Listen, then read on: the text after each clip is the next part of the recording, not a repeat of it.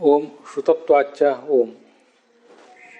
1ನೇ ಅಧ್ಯಾಯದ 1ನೇ ಪಾದದ 11ನೇ ಸೂತ್ರ, ಈಕ್ಷತ್ಯಧಿಕರಣ. ಅಲ್ಲಿ ಬ್ರಹ್ಮನಿಗೆ ವಾಚ್ಯತ್ವವನ್ನು ಸಮರ್ಥನೆ ಮಾಡುವ ಪ್ರಸಂಗ. ಬ್ರಹ್ಮ ವಾಚ್ಯವಾಗಿದೆ, ಯಾಕೆಂದರೆ ಅದು ಲಕ್ಷ್ಯವಾಗಿರುವುದರಿಂದ ಅಂತ ಹೀಗೆ ನಾವು ಅನುಮಾನ ಪ್ರಯೋಗಿಸಿದ್ದೀವಿ. ಆ ಅನುಮಾನಕ್ಕೆ ಸಮರ್ಥನೆಯಾಗಿ ಒಂದು ವೇಳೆ ಬ್ರಹ್ಮವಾಚ್ಯ ಆಗಿಲ್ಲದೆ ಹೋದರೆ ಅವನು ಲಕ್ಷ್ಯವೂ ಕೂಡ ಆಗದೇ ಇರಬೇಕಾದಿತ್ತು ಅಂತ ಹೀಗೆ ಒಂದು ದೂಷಣಾನುಮಾನವನ್ನು ಕೂಡ ಪ್ರಯೋಗ ಮಾಡಿದ್ದೀವಿ. ಆ ದೂಷಣಾನುಮಾನದಲ್ಲಿ ಅಲ್ಲಿ ಅದ್ವೈತಿಗಳ ಪ್ರಶ್ನೆ ಇದೆ. ಆ ಪ್ರಶ್ನೆ ಮತ್ತು ಆ ಪ್ರಶ್ನದ ವಿಮರ್ಶೆ ಈಗ ನಡೆದಿದೆ. ವಾಚ್ಯತ್ವ ಲಕ್ಷಣಕ್ಕೆ ವಾಚ್ಯತ್ವ ಅನ್ನುವುದು ಹೇಗೆ ಉಪಯೋಗಿ ಅಂತ ಅವ್ರ ಪ್ರಶ್ನೆ. ಹೇಗೆ ಉಪಯೋಗಿ ಎನ್ನುವುದರ ತಾತ್ಪರ್ಯ ಏನು? ಲಕ್ಷಣಕ್ಕೆ ವಾಚ್ಯತ್ವ ಅಲ್ಲದೆ ಬೇರೆ ಏನಾದರೂ ಒಂದು ಉಪಯೋಗ ಇದೆ ಅಂತ ನಿಮ್ಮ ಪ್ರಶ್ನವೋ ಹೇಗೆ ಅಂತ ನಾವು ಪ್ರಶ್ನೆ ಮಾಡ್ಕೊಂಡಿದ್ದೀವಿ. ಅದರ ವಿವರಣೆ ನಡೆದಿದೆ. ಈ ಕೇವಲಾನ್ವಯಿ, ಕೇವಲ ವ್ಯತಿರೇಕಿ, ಅನ್ವಯ ವ್ಯತಿರೇಕಿ ಎನ್ನುವ 3 ಅನುಮಾನಗಳು, ಹಾಗೆ ನವೀನ ನ್ಯಾಯದ ಪ್ರಕಾರ ಮತ್ತು ಪ್ರಾಚೀನ ನ್ಯಾಯದ ಪ್ರಕಾರ 2 ಉಪಾಧಿಗಳು, ಇವೆರಡನ್ನು ಕೂಡ ನಾವು ಈ ಹಿಂದೆ ನೋಡಿದ್ದೀವಿ. ಇನ್ನು ಮುಂದೆ ಈ ಉಪಾಧಿಯನ್ನು ನೋಡಿ ಆದಮೇಲೆ ಉಪಾಧಿಯಿಂದ ಆಗುವ ಸಮಸ್ಯೆ ಏನು ಅಂತ ಅನ್ನೋದನ್ನು ಗಮನಿಸಬೇಕು. ಎಲ್ಲೇ ಆಗಲಿ, ಈ ಪ್ರಕೃತ ಅನುಮಾನದಲ್ಲೇ ಆಗಲಿ ಮತ್ತೆ ಯಾವುದೇ ಅನುಮಾನದಲ್ಲೇ ಆಗಲಿ, ಉಪಾಧಿ ಬಂದರೆ ಅದರಿಂದ ಆಗುವ ತೊಂದರೆ ಏನು ಅನ್ನೋದನ್ನು ಗಮನಿಸಬೇಕು. ಈ ಕಿಂ ಪ್ರಯೋಜಕಾಂತರಂ ಆಶಂಕಸೆ ಉತ ಪ್ರಯೋಜಕತ್ವ ಪ್ರಕಾರಮೇವ ಪೃಚ್ಛಸಿ ಅಂತ ಅಲ್ಲಿದೆಯಲ್ಲ, ಅದಾದ ಮೇಲೆ ಕೇವಲಾನ್ವಯಿನಿ ಕೇವಲ ವ್ಯತಿರೇಕನೇ ಚ ಉಪಾಧಿ ಶಂಕಾ ಅನುದಯಾತ್ ಅಂತಿದೆ. ಕೇವಲಾನ್ವಯಿ ಅನುಮಾನದಲ್ಲಿ ಹಾಗೆ ಕೇವಲ ವ್ಯತಿರೇಕ ಅನುಮಾನದಲ್ಲಿ ಉಪಾಧಿಯ ಪ್ರಶ್ನವೇ ಬರೋದಿಲ್ಲ ಅಂತಿದೆ. ಆ ಉಪಾಧಿ ಅಂತ ಮಾತು ಯಾಕೆ ಬಂತು? ಪ್ರಯೋಜಕಾಂತರಕ್ಕೂ ಉಪಾಧಿಗೂ ಸಂಬಂಧ ಏನು ಅದನ್ನು ಈಗ ನಾವು ತಿಳ್ಕೋಬೇಕು. ಈ ಹಿಂದೆ ನಾವು ಉಪಾಧಿ ಅಂದ್ರೆ ಏನಂತ ಮಾತ್ರ ತಿಳ್ಕೊಂಡಿದ್ದೇವೆ. ಉಪಾಧಿಯ ಪ್ರಶ್ನೆ ಯಾಕೆ ಬಂತು?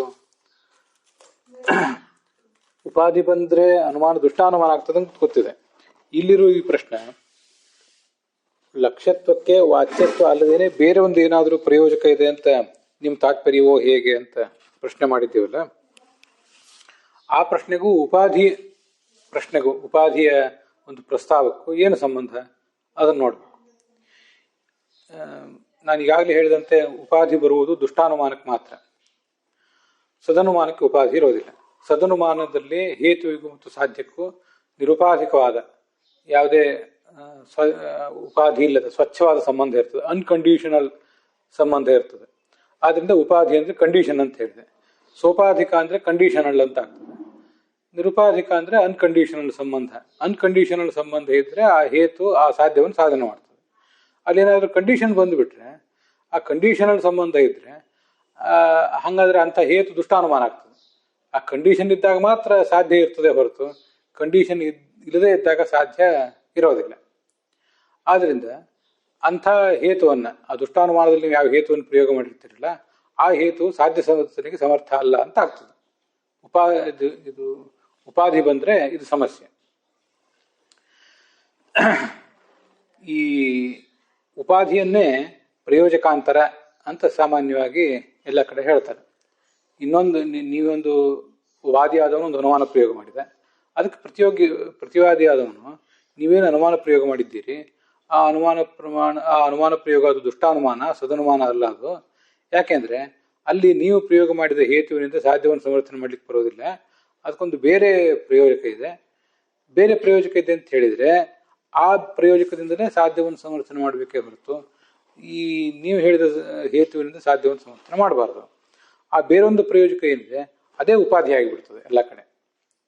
ಆ ಬೇರೊಂದು ಪ್ರಯೋಜಕವೇ ಉಪಾಧಿ ಆಗೋದ್ರಿಂದ ಆ ಉಪಾಧಿಯಿಂದ ಸಾಧ್ಯವನ್ನು ಸಮರ್ಥನೆ ಮಾಡಬೇಕೇ ಹೊರತು ನೀವು ಕೊಟ್ಟ ಹೇತುವಿನಿಂದ ಸಾಧ್ಯವನ್ನು ಸಮರ್ಥನೆ ಮಾಡಬಾರ್ದು. ಉದಾಹರಣೆಗೆ ಈಗ ಪರ್ವತಃ ವನ್ಯಮಾನ್ ಧೂಮಾತ್ ಅಂತ ಅನ್ನೋದು ಸದನುಮಾನ. ಅಲ್ಲಿ ಧೂಮ ಮತ್ತು ಹೇತುಗಳಿಗೆ ನಿರುಪಾಧಿಕವಾದ ಅನ್ಕಂಡೀಷನಲ್ ಸಂಬಂಧ ಇದೆ. ಇನ್ನ ವಿಮತಃ ಧೂಮವಾನ್ ವನ್ಯೇಹೆ ಅಂತ ಹೇಳಿದರೆ ವಿಮತಃ ಅಂದರೆ ಹೃದಯ ಅಂತ ಇಟ್ಕೊಳ್ಳಿ. ಯಾವ್ದಾದ್ರು ಆ ಪ್ರಸಂಗದಲ್ಲಿ ಪ್ರಯೋಗ ಮಾಡೋರು ಏನಾದ್ರು ಇಟ್ಕೋತಾರೆ. ಸರೋವರ ಧೂಮ ಉಳ್ಳದ್ದಾಗಿದೆ, ಯಾಕೆಂದ್ರೆ ವನ್ಯ ಉಳ್ಳದ್ದಾದ್ರಿಂದ ಅಂತ ಈಗ ಅನುಮಾನ ಪ್ರಯೋಗ ಮಾಡಿದರೆ ಅಲ್ಲಿ ವನ್ಹಿ ಇದ್ದಲ್ಲೆಲ್ಲ ಧೂಮ ಇಲ್ಲ, ಯಾಕೆಂದ್ರೆ ವನ್ಹಿ ಅಯೋಗೋಲ್ಕದಲ್ಲೂ ಇದೆ, ಅಲ್ಲಿ ಧೂಮ ಇಲ್ಲ. ಇಲ್ಲಿ ಅರ್ಧೇಂದ್ರನ ಸಂಯೋಗ ಅನ್ನೋದು ಉಪಾಧಿಯಾಗಿದೆ. ಯಾಕೆಂದ್ರೆ ನವ್ಯ ನ್ಯಾಯ ಹೇಳುವಂತೆ ಸಾಧ್ಯ ಇದ್ದಲ್ಲೆಲ್ಲ ಉಪಾಧಿ ಇದೆ, ಆದರೆ ಉಪಾಧಿ ಇದ್ದಲ್ಲೆಲ್ಲ ಸಾಧ್ಯ ಇಲ್ಲ, ಆದರೆ ಹೇತು ಇದ್ದಲ್ಲೆಲ್ಲ ಸಾಧ್ಯ ಇಲ್ಲ. ಇದನ್ನು ಗಮನಿಸ್ಬೇಕು. ಸಾಧ್ಯಕ್ಕೆ ವ್ಯಾಪಕ ಆಗಿರ್ತದೆ, ಸಾಧನಕ್ಕೆ ಅವ್ಯಾಪಕ ಆಗಿರ್ತದೆ. ಸಾಧನ ಅಂದ್ರೆ ವನ್ಹಿ, ವನ್ಹಿ ಇದ್ದಲ್ಲೆಲ್ಲ ಅಂದ್ರೆ ಸರೋವರದಲ್ಲೆಲ್ಲ ಹೃದಯ ಅಯೋಗೋಲಕದಲ್ಲಿ ಅರ್ಧೇಂದ್ರನ ಸಂಯೋಗ ಇಲ್ಲ, ಅಯೋಗೋಲಕದಲ್ಲಿ ತೇವಾಂಶ ಇರೋದಿಲ್ಲ, ಬರೀ ಬೆಂಕಿ ಮಾತ್ರ ಇರ್ತದೆ. ಆದ್ದರಿಂದ ನವ್ಯ ನ್ಯಾಯದ ಪ್ರಕಾರ ಅದು ಉಪಾಧಿ ಆಯಿತು. ಪ್ರಾಚೀನ ನ್ಯಾಯದ ಪ್ರಕಾರನೂ ಕೂಡ ಸಾಧ್ಯಾಭಾವ ವ್ಯಾಪ್ಯಾಭಾವ ಪ್ರತಿಯೋಗಿತ್ವ, ಸಾಧ್ಯಾಭಾವಕ್ಕೆ ವ್ಯಾಪ್ಯವಾದ ಅಭಾವ ಯಾವುದಿದೆಯೋ ಅದಕ್ಕೆ ಪ್ರತಿಯೋಗಿ ಆದದನ್ನೇ ಉಪಾಧಿ ಅಂತ ಹೇಳ್ತಾರೆ. ಎಲ್ಲಿ ಸಾಧ್ಯ ಇರ್ತದೋ ಅಲ್ಲಿ ಉಪಾಧಿ ಇರ್ತದೆ. ಒಂದು ವೇಳೆ ಈ ಸಾಧ್ಯ ಇಲ್ಲದೆ ಹೋದರೆ ಅಲ್ಲಿ ಉಪಾಧಿ ಇಲ್ಲದೆ ಹೋದರೆ ಅಲ್ಲಿ ಸಾಧ್ಯವೂ ಕೂಡ ಇರೋದಿಲ್ಲ. ಹೇಳುವಾಗ ಕನ್ಫ್ಯೂಸ್ ಆಗ್ತದೆ, ಅದನ್ನು ಗಮನಿಸ್ತಿರ್ಬೇಕಷ್ಟೆ. ಸಾಧ್ಯ ಇದ್ದಲ್ಲೆಲ್ಲ ಉಪಾಧಿ ಇರಲೇಬೇಕಾಗ್ತದೆ, ಉಪಾಧಿಯನ್ನು ಬಿಟ್ಟು ಸಾಧ್ಯ ಇರೋದಿಲ್ಲ. ಒಂದು ವೇಳೆ ಉಪಾಧಿ ಇಲ್ಲದೆ ಹೋದರೆ ಅಲ್ಲಿ ಸಾಧ್ಯವೂ ಕೂಡ ಇರೋದಿಲ್ಲ ಅಂತ ಅದ್ರ ತಾತ್ಪರ್ಯ. ಹೀಗೆ ಅದು ಆ ಉಪಾಧಿ ಪ್ರಾಚೀನ ನ್ಯಾಯದ ಪ್ರಕಾರ ಲಕ್ಷಣ ಕಳೆದ ದಿವಸ ನೋಡಿದ್ದೀವಿ. ಉಪಾಧಿ ಬಂದರೆ ಅದು ಈ ಅರ್ಧೇಂದ್ರನ ಸಂಯೋಗ ಅನ್ನೋದೇನೊಂದು ಉಪಾಧಿಯನ್ನು ಹೇಳಿದ್ದಾರೆ. ಆ ಅರ್ಧೇಂದ್ರನ ಸಂಯೋಗ ಎಂಬ ಉಪಾಧಿಯ ಅಭಾವದಿಂದ ವನ್ಯ ಎಂಬ ಸಾಧ್ಯದ ಅಭಾವವನ್ನು ಸಾಧನೆ ಮಾಡ್ಲಿಕ್ಕೆ ಬರ್ತದೆ. ಇದು ಆಗೋದು ಎಲ್ಲ ಕಡೆ. ಧೂಮ ವನ್ಯ ಎಂಬ ಹೇತುವನ್ನು ಇಟ್ಕೊಂಡು ಧೂಮವೆಂಬ ಸಾಧ್ಯವನ್ನು ಸಾಧನೆ ಮಾಡ್ಲಿಕ್ಕೆ ಹೊರಟ್ರಿ ನೀವು ಈ ದುಷ್ಟಾನುಮಾನದಲ್ಲಿ. ಆದರೆ ಅದು ಸರಿಯಲ್ಲ. ಆ ಧೂಮ ಎಂಬ ಸಾಧ್ಯಕ್ಕೆ ಅರ್ಧೇಂದ್ರನ ಸಂಯೋಗ ಅನ್ನೋದು ಉಪಾಧಿ ಆಗಿದೆ. ಉಪಾಧಿ ಅಂತ ಹೇಳಿದ್ರಿಂದ ಏನಾಗ್ತದೆ ಅಂದ್ರೆ ಆ ಉಪಾಧಿಯ ಮೂಲಕ, ಉಪಾಧಿಯನ್ನು ಹೇಳಿದ್ರ ಮೂಲಕ ಉಪಾಧಿ ಇಲ್ಲದೆ ಇರುವುದರಿಂದ ಪ್ರಕೃತ ಪಕ್ಷದಲ್ಲಿ ಸಾಧ್ಯವೂ ಕೂಡ ಇರೋದಿಲ್ಲ ಅಂತ ಹೀಗೆ ಹೇಳಿದಾಗ ಆಗ್ತದೆ. ಯತ್ರ ಉಪಾಧ್ಯಭಾವ ತತ್ರ ಸಾಧ್ಯಾಭಾವ. ಉಪಾಧಿ ಇರಲೇಬೇಕಾಗ್ತದೆ ಸಾಧ್ಯ ಇರಬೇಕಾದ್ರೆ. ಒಂದು ವೇಳೆ ಉಪಾಧಿ ಇಲ್ಲದೆ ಹೋದ್ರೆ ಅವಾಗ ಸಾಧ್ಯಾಭಾವ ಕೂಡ ಇರೋದಿಲ್ಲ. ಈ ಅಯೋಗೋಲ್ಕದಲ್ಲಿ ಉಪಾಧಿ ಇಲ್ಲ, ಅರ್ಧೇಂದ್ರನ ಸಂಯೋಗ ಇಲ್ಲ, ಅಲ್ಲಿ ಸಾಧ್ಯವೂ ಕೂಡ ಇಲ್ಲ, ಸಾಧ್ಯಾಭಾವನೆ ಇದೆ. ಹೀಗೆ ಉಪಾಧಿ ಬಂದ್ಬಿಟ್ರೆ ಉಪಾಧಿಯ ಅಭಾವದಿಂದ ಸಾಧ್ಯದ ಅಭಾವವನ್ನು ಸಾಧನೆ ಮಾಡಿದಾಗ ಆಗ್ತದೆ. ಅದು ಉಪಾಧಿಯ ಕೆಲಸನೇ ಅದು ಎಲ್ಲ ಕಡೆನೂ ಕೂಡ. ಅದನ್ನ ಈ ಎಲ್ಲ ಟಿಪ್ಪಣಿಗಳಲ್ಲಿ ಬರೆದಿದ್ದಾರೆ.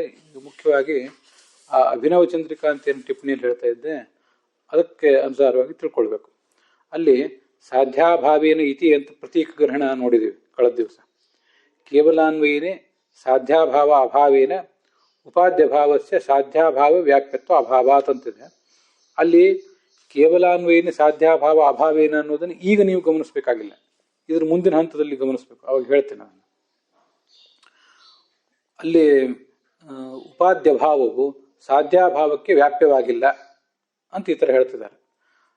ಅದರಿಂದ ಏನಾಗ್ತದೆ ಅಂದರೆ ಉಪಾಧಿ ವ್ಯತಿರೇಕೇಣ ಸಾಧ್ಯಾಭಾವ ಸಾಧನ ಅಸಂಭವೇನ ನ ತತ್ರ ಉಪಾಧಿ ಇತಿ ಭಾವ. ಇದು ಕೂಡ ನಮಗೆ ಮುಂದಿನ ಹಂತಕ್ಕೆ ಸಂಬಂಧಪಡ್ತದೆ.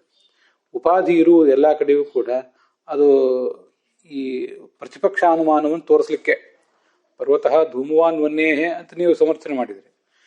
ಆ ವನ್ನೇಹೆ ಸಮರ್ಥನೆ ಮಾಡಿದ್ದಕ್ಕೆ ಪ್ರತಿಯಾಗಿ ಪರ್ವತಃ ಅಥವಾ ಬೇರೆ ಯಾವುದೋ ಒಂದು ವಿಮತಃ ಧೂಮಾಭಾವವಾನ್, ಯಾಕೆಂದ್ರೆ ಅರ್ಧೇಂದ್ರ ಸಂಯೋಗ ಅಭಾವಾತ್. ವನ್ಯನ್ನು ನೀವು ಕಾರಣವನ್ನು ಕೊಟ್ಟಲ್ಲ, ಆ ವನ್ಯನ್ನು ಕಾರಣ ಸರಿ ಇಲ್ಲ, ಅದು ಅರ್ಧೇಂದ್ರ ಸಂಯೋಗ ಇಲ್ಲದೆ ಇರುವುದರಿಂದ ಧೂಮವು ಕೂಡ ಇಲ್ಲ ಅಂತ ಹೀಗೆ ನಾವು ಸಮರ್ಥನೆ ಮಾಡಲಿಕ್ಕೆ ಸಾಧ್ಯ ಆಗ್ತದೆ. ಹೀಗೆ ಉಪಾಧಿಯ ಕೆಲಸ ಎಲ್ಲ ಕಡೆಯೂ ಕೂಡ ಪ್ರತಿಪಕ್ಷವನ್ನು ತೋರಿಸುವುದೇ ಅದರ ಕೆಲಸ ಆಗಿರ್ತದೆ. ಅದು ಬಿಟ್ಟು ಬೇರೆ ಯಾವ ಕೆಲಸವೂ ಕೂಡ ಉಪಾಧಿಗೆ ಇರೋದಿಲ್ಲ.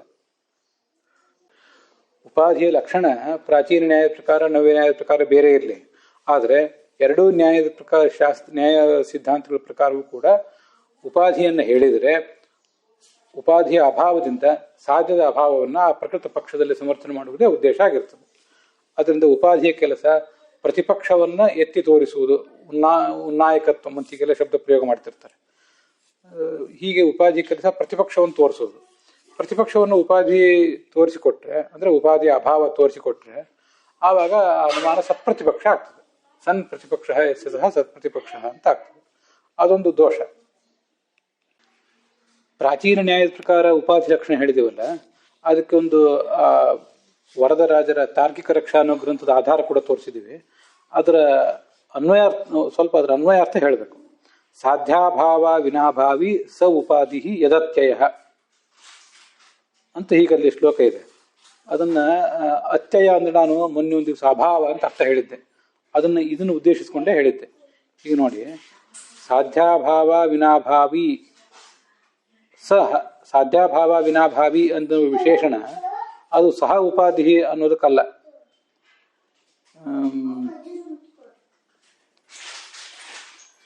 ಯತತ್ಯಯ ಸಾಧ್ಯಾಭಾವ ವಿನಾಭಾವಿ ಸಹ ಉಪಾಧಿ ಅಂತ ಹೀಗದರ ಅನ್ವಯ. ಅದನ್ನೆಲ್ಲರೂ ಬರ್ಕೊಳ್ಳಿ ನೀವು. ಯತ್ ಯಾವುದರ, ಅತ್ಯಯ ಅಭಾವವು, ಸಾಧ್ಯಾಭಾವ ವಿನಾಭಾವಿ ಸಾಧ್ಯಾಭಾವವನ್ನು ಬಿಟ್ಟು ಇರುವುದಿಲ್ಲವೋ ಸಹ ಅದೇ ಉಪಾಧಿ. ಅಂದ್ರೆ ಪ್ರತಿಯೋಗಿ ಆದದ್ದೇ ಉಪಾಧಿ. ನಾವು ಅದನ್ನ ಹೇಳಿದ್ವಿ. ಸಾಧ್ಯಾಭಾವಕ್ಕೆ ವ್ಯಾಪ್ಯವಾದ ಅಭಾವದ ಪ್ರತಿಯೋಗಿ ಆದದ್ದೇ ಉಪಾಧಿ ಅಂತ ನಾವು ಲಕ್ಷಣ ಹೇಳಿದ್ವಿ. ಆ ಲಕ್ಷಣ ಬರುವುದು ಈ ವಾಕ್ಯದ ಆಧಾರದಿಂದ. ಯದತ್ಯಯ, ಯತ್ ಅಂದ್ರೆ ಉಪಾಧಿ ಎಂಬ ಉಪಾಧಿಯನ್ನ ಯತ್ ಶಬ್ದದಿಂದ ತಗೊಳ್ಬೇಕು. ಅದು ನಮ್ಮ ಗಮನದಲ್ಲಿರಬೇಕು. ಹೇಳುವಾಗ ಯತ್ ಅಂದ್ರೆ ಯಾವುದು ಅಂತ ಹೇಳೋಣ ಬೇಕಾರೆ, ಆದರೆ ಉಪಾಧಿಯನ್ನು ಯತ್ ಶಬ್ದದಿಂದ ತಗೊಳ್ಬೇಕು ಅನ್ನೋ ಎಚ್ಚರ ಇರಬೇಕು. ಯದತ್ಯಯ ಯಾವುದರ ಅಭಾವವು, ಸಾಧ್ಯಾಭಾವ ವಿನಾಭಾವಿ ಸಾಧ್ಯಾಭಾವವನ್ನು ಬಿಟ್ಟು ಇರುವುದಿಲ್ಲವೋ, ವಿನಾಭಾವಿ ಅಂದರೆ ಬಿಟ್ಟಿರುವುದು, ಅವಿನಾಭಾವಿ ಅಂದರೆ ಬಿಟ್ಟು ಇರದಿರುವುದು, ಸಹ ಅದು ಉಪಾಧಿ. ಯಚ್ಛಬ್ದದಿಂದ ಯಾವುದನ್ನು ತಗೊಂಡಿದ್ದೀವೋ ಅದನ್ನೇ ತತ್ಶಬ್ದದಿಂದ ತಗೊಳ್ಬೇಕು. ಹೀಗೆ ಅದನ್ನಲ್ಲಿ ಗಮನಿಸಿದ್ರೆ ಸಾಕು. ಏಕಸಾಧ್ಯಾಭಾವ ವಿನಾಭಾವಿ ಮಿತಸ್ಸಂಬಂಧ ಶೂನ್ಯಯೋ ಅಂತ ಹಿಂದಿಂದ ಏನಿದೆ ಅದು ಅಪೂರ್ಣ ಶ್ಲೋಕ ಶ್ರೀನಿವಾಸ ತೀರ್ಥರು ಹೇಳಿದ್ದಾರೆ. ನಮ್ಗೆ ಅಲ್ಲೇನದು ಬೇಕಾಗಿಲ್ಲ ಅನ್ನೋದು ಗೊತ್ತಿಲ್ಲ ಇಷ್ಟೆ. ಈ ಉಪಾಧಿ ಹೇಳುವುದರ ಕೆಲಸ ಅದು ಈ ಪ್ರತಿಪಕ್ಷಾನುಮಾನವನ್ನು ತೋರಿಸುವುದು. ಆದ್ರಿಂದ ಆ ವಾದಿ ಹೇಳಿದ ಅನುಮಾನವನ್ನು ದುಷ್ಟಾನುಮಾನವನ್ನಾಗಿ ಮಾಡೋದು ಅಂತ ಬಂತಲ್ಲ, ಅದಕ್ಕೆ ಬೇರೆ ಬೇರೆ ದೃಷ್ಟಾಂತಗಳನ್ನ ನಾವು ಲೌಕಿಕದಲ್ಲಿ ಮತ್ತು ಶಾಸ್ತ್ರದಲ್ಲಿ ಕೊಟ್ಟರೆ ಅದಿನ್ನೂ ಹೆಚ್ಚು ಸ್ಪಷ್ಟ ಆಗ್ತದೆ. ಈ ಉದಾಹರಣೆಗೆ ಒಬ್ರು ಹೀಗೊಂದು ಅನುಮಾನ ಪ್ರಯೋಗ ಮಾಡಿದ್ರು. ಈ ಮನುಷ್ಯ, ಇದು ಪಕ್ಷ, ದೊಡ್ಡ ಪಂಡಿತ ಅಂತ ಸಾಧ್ಯ, ಯಾಕೆಂದ್ರೆ ದೊಡ್ಡ ಶಾಲು ಹೊತ್ಕೊಂಡಿರೋದ್ರಿಂದ ಅಂತ ಹೀಗೊಂದು ಹೇತು ಪ್ರಯೋಗ ಮಾಡಿದ್ರೆ ಆವಾಗ ಏನಂತಾರೆ, ಅಲ್ಲರಿ ದೊಡ್ಡ ಶಾಲು ಹೊತ್ಕೊಂಡಿರುವುದು ಪಾಂಡಿತ್ಯ ಅನ್ನೋದಕ್ಕೆ ಸಾಧಕ ಅಲ್ಲ. ದೊಡ್ಡ ಶಾಲು ಹೊತ್ಕೊಂಡಿರುವುದು ಅನ್ನೋ ಹೇತುವನ್ನು ಪ್ರಯೋಗ ಮಾಡಿ ನೀವು ಇವರು ದೊಡ್ಡ ಪಂಡಿತ ಅಂತ ಸಾಧನೆ ಮಾಡ್ಲಿಕ್ಕೆ ಹೊರಟಿದ್ದೀರಿ. ಆದರೆ ನಿಮ್ಮ ಹೇತು ಸರಿ ಇಲ್ಲ. ದೊಡ್ಡ ಪಂಡಿತ ಅನ್ನೋ ಸಾಧ್ಯವನ್ನು ಸಾಧನೆ ಮಾಡಬೇಕಾದ್ರೆ ಅದು ಚೆನ್ನಾಗಿ ಓದಿರಬೇಕು, ಅದು ಹೇತು. ಚೆನ್ನಾಗಿ ಅಧ್ಯಯನ ಮಾಡಿರುವಿಕೆ ಅನ್ನುವುದೇ ದೊಡ್ಡ ಪಂಡಿತ ಅನ್ನೋದನ್ನು ಸಾಧನೆ ಮಾಡಲಿಕ್ಕೆ ಹೇತು. ನೀವು ಹೇಳಿದ ದೊಡ್ಡ ಶಾಲು ಹೊತ್ಕೊಂಡಿರುವುದು ಅಂತನೂ ಸರಿಯಲ್ಲ ಅಂತ ಅವರಿಗೆ ಉಪಾಧಿಯನ್ನು ಹೇಳ್ತೇವೆ ನಾವು.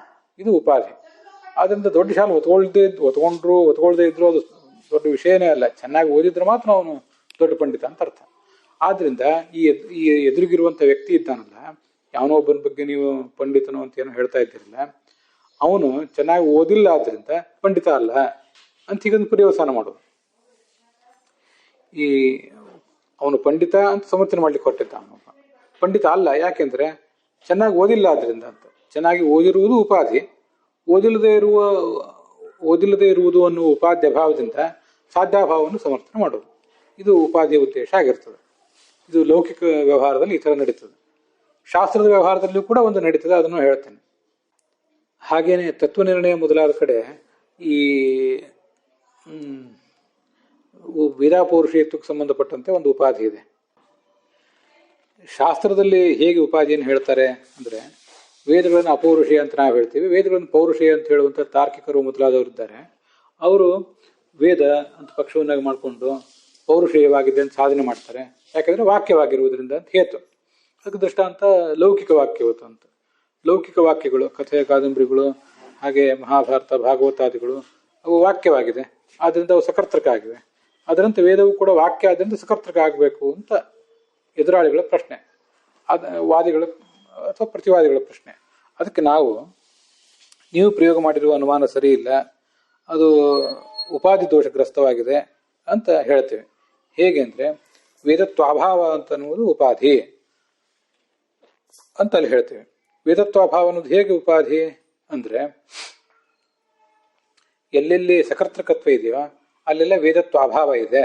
ಸಕರ್ತೃಕತ್ವ ಅನ್ನೋದು ಸಾಧ್ಯ, ಸಾಧ್ಯಕ್ಕೆ ವ್ಯಾಪಕವಾಗಿರಬೇಕು ಉಪಾಧಿ. ಎಲ್ಲೆಲ್ಲಿ ಸಾಧ್ಯ ಇದೆಯೋ ಅಲ್ಲೆಲ್ಲ ಉಪಾಧಿ ಇರಬೇಕು. ಎಲ್ಲೆಲ್ಲಿ ಸಕರ್ತೃಕತ್ವ ಇದೆಯೋ ಅಲ್ಲೆಲ್ಲ ವೇದತ್ವಾಭಾವ ಇದೆ. ಎಲ್ಲ ಲೌಕಿಕ ವಾಕ್ಯಗಳು, ಆಧ್ಯಾತ್ಮಿಕ ವಾಕ್ಯಗಳು, ಪುರಾಣ ವಾಕ್ಯಗಳು ಅಂತೂ ಯಾವ್ದಾವ್ದು ಸಕರ್ತೃಕ, ಭಗವಂತ ರಚನೆ ಮಾಡಿದ್ದನ್ನು ಹಿಡಿದು ಯಾವ್ದಾವ್ದು ಸಕರ್ತೃಕ ಆಗಿದೆಯೋ ಅಲ್ಲೆಲ್ಲ ಕಡೆನೂ ಕೂಡ ವೇದತ್ವಾಭಾವ ಇದೆ. ಅದ್ಯಾವುದು ವೇದವಲ್ಲ, ಅದರಿಂದ ಸಾಧ್ಯ ವ್ಯಾಪಕ ಆಯಿತು. ಆದರೆ ಸಾಧನ ಯಾವುದು? ವಾಕ್ಯತ್ವ ಅನ್ನೋದು ಸಾಧನ. ಆ ಸಾಧನಕ್ಕೆ ಮಾತ್ರ ವೇದತ್ವಾಭಾವ ಅನ್ನೋದು ವ್ಯಾಪಕವಾಗಿಲ್ಲ. ಯಾಕೆಂದರೆ ವಾಕ್ಯತ್ವ ಅನ್ನೋದು ಇದೇ ಪ್ರಕೃತ ಪಕ್ಷವಾದಂತಹ ವೇದದಲ್ಲೇ ಇದೆ. ಆ ವೇದದಲ್ಲಿ ವೇದತ್ವಾಭಾವ ಇಲ್ಲ, ವೇದದಲ್ಲಿ ವೇದತ್ವವೇ ಇದೆ. ಆದ್ದರಿಂದ ಸಾಧ್ಯ ವ್ಯಾಪಕ ಆಗಿದೆ, ಸಾಧನ ವ್ಯಾಪಕ ಆಗಿದೆ. ಇದರಿಂದ ಅದನ್ನು ಉಪಾಧಿ ಅಂತ ಪರಿಗಣನೆ ಮಾಡ್ತೀವಿ ವೇದತ್ವಾಭಾವವನ್ನು. ಹೀಗೆ ವೇದತ್ವಾಭಾವ ಎಂಬ ಉಪಾಧಿ ಬಂದಿದ್ದರಿಂದ ನಮ್ಮ ಎದುರಾಳಿಗಳು ಪ್ರಯೋಗ ಮಾಡಿದ ಅನುಮಾನ, ವೇದವನ್ನು ಪೌರುಷೀಯ ಅಂತ ಸಾಧನೆ ಮಾಡಲಿಕ್ಕೆ ಏನು ಪ್ರಯೋಗ ಮಾಡಿದ್ದಾರೆ ಅದು ಸೋಪಾಧಿಕ ಆಯಿತು. ಸೋಪಾಧಿಕ ಆದ್ರಿಂದ ದುಷ್ಟಾನುಮಾನ ಆಯಿತು. ಅದರಿಂದ ಏನು ಮಾಡ್ತಾರೆ ಅಲ್ಲಿ ಅಂದರೆ, ವೇದವು ಪೌರುಷೀಯವಾಗಿದೆ, ವಾಕ್ಯವಾಗಿದ್ದರಿಂದ ಅಂತ ನೀವು ಅನುಮಾನ ಪ್ರಯೋಗ ಮಾಡಿದ್ರಲ್ಲ, ನಾವಲ್ಲಿ ಹೇಳಲಿಕ್ಕೆ ಬರ್ತದೆ ಉಪಾಧಿಯ ಅಭಾವದಿಂದ ಸಾಧ್ಯದ ಅಭಾವವನ್ನು. ಅದು ಹೇಗೆಂದರೆ ವೇದ ಅಂತ ನಾವು ಪಕ್ಷ ಮಾಡ್ತೀವಿ, ಸಕರ್ತಕವಾಗಿಲ್ಲ, ಸಕರ್ತಕವಾಗಿದೆ ಅನ್ನೋದು ಅವರು ಸಾಧ್ಯ, ಅದಕ್ಕೆ ಪ್ರತಿಯಾಗಿ ಸಕರ್ತಕವಾಗಿಲ್ಲ ಅಂತ ನಾವು ಇನ್ನೊಂದು ಸಾಧನೆ ಮಾಡ್ತೇವೆ. ನಾನು ಸಕರ್ತಕ ಅಂತ ಹೇಳಿದ್ನು ಪೌರುಷೇಯ ಅಂತಿದ್ದಿರಬೇಕು, ಅಲ್ಲಿ ಪೌರುಷೇಯ ಅಂತ ಸಾಧನೆ ಅವ್ರದ್ದು. ಅದಕ್ಕೆ ವಿರುದ್ಧವಾಗಿ ನಾವು ಅಪೌರುಷೇಯ ಅಂತ ಸಾಧನೆ ಮಾಡ್ತೀವಿ. ವೇದವು ಅಪೌರುಷೇಯವಾಗಿದೆ.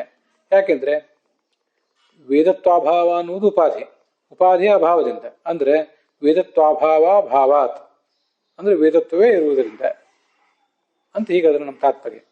ವೇದತ್ವಾಭಾವ ಅನ್ನೋದು ಉಪಾಧಿ, ಉಪಾಧಿಯ ಅಭಾವದಿಂದ ಅರ್ಥಾತ್ ವೇದತ್ವಾಭಾವದಿಂದ ಅರ್ಥಾತ್ ವೇದತ್ವ ಎಂಬ ಹೇತು ವೇದದಲ್ಲಿ ಇರುವುದರಿಂದ ಇದು ಅಪೌರುಷೇಯವೇ ಆಗಿದೆ ಅಂತ ಅವರ ಅನುಮಾನಕ್ಕೆ ವಿರೋಧಿಯಾಗಿ ಪೌರುಷೇಯ ಅಂತ ಅವರು ಸಾಧನೆ ಮಾಡಿದರೆ ಅಪೌರುಷೇಯ ಅಂತ ನಾವು ಸಾಧನೆ ಮಾಡ್ತೀವಿ. ನಮ್ಮ ಸಾಧನೆಗೆ ಹೇತು ಯಾವುದು ಅಂದರೆ ಆ ಉಪಾಧಿಯ ಅಭಾವವೇ ಹೇತು. ಹೀಗೆ ಎಲ್ಲ ಕಡೆಯೂ ಕೂಡ ಉಪಾಧ್ಯ ಅಭಾವವನ್ನು ಹೇತುವನ್ನಾಗಿ ಮಾಡಿಕೊಂಡು ಸಾಧ್ಯಾಭಾವವನ್ನು ಸಮರ್ಥನೆ ಮಾಡ್ತಿರ್ತಾರೆ.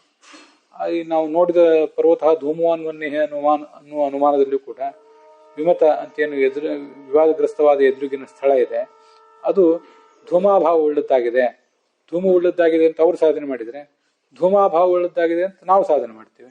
ಅದಕ್ಕೇನು ಹೇತು ಅಂದರೆ ಆದ್ಯಂದನ ಸಂಯೋಗ ಇಲ್ಲ, ಆದ್ದರಿಂದ ಆದ್ಯಂದನ ಸಂಯೋಗ ಅನ್ನೋದು ಉಪಾಧಿ. ಆದ್ಯಂದನ ಸಂಯೋಗ ಇದ್ರೆ ಮಾತ್ರ ಧೂಮ ಇರ್ಲಿಕ್ಕೆ ಸಾಧ್ಯ, ಆದ್ಯಂದನ ಸಂಯೋಗ ಇಲ್ಲದೆ ಹೋದರೆ ಧೂಮ ಇರುವುದು ಸಾಧ್ಯ ಇಲ್ಲ ಅಂತ ಹೀಗೆ ಅಲ್ಲಿ ನಾವು ಪ್ರಯೋಗ ಮಾಡ್ತೀವಿ. ಇದು ಉಪಾಧಿಯ ಕೆಲಸ. ಎಲ್ಲ ಕಡೆನೂ ಕೂಡ ಒಂದು ಪ್ರತಿಪಕ್ಷಾನುಮಾನವನ್ನು ಎತ್ತಿ ತೋರಿಸ್ತದೆ. ಆದ್ದರಿಂದ ಎಲ್ಲಿ ಯಾವ ಅನುಮಾನಕ್ಕೆ ಉಪಾಧಿ ಬಂದಿದೆಯೋ ಆ ಅನುಮಾನ ದುಷ್ಟಾನುಮಾನ ಆಗ್ತದೆ. ಅದಕ್ಕೆ ಸಂಬಂಧಪಟ್ಟಂತೆ ಲೌಕಿಕ ಶಾಸ್ತ್ರೀಯ ಉದಾಹರಣೆಗಳನ್ನು ನೋಡಿದ್ವಿ ನಾವು ಇವತ್ತು. ಅಲ್ಲಿಗೆ ಇವತ್ತಿನ ಈ ಭಾಗ ಸಮಾಪ್ತ ಆಗಿದೆ.